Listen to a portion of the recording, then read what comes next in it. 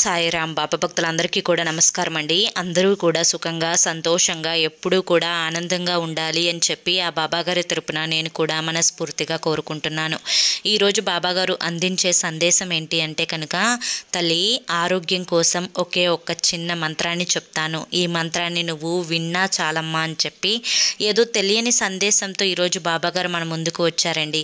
మరి ఆ సందేశం ఏంటో మీరు పూర్తిగా తెలుసుకోవాలి అనుకుంటే కింద @సాయి పిలుపు అని చెప్పి ఛానల్ పేరు కనిపిస్తుంది కదండి, ఆ పేరు కింద ఉన్న ప్లే బటన్ని కానీ టైటిల్ని కానీ క్లిక్ చేస్తే మీకోసం బాబాగారు చెప్పాలి అనుకుంటున్న ఆ మంత్రం యొక్క ఫుల్ వీడియో అనేది ఉంటుంది.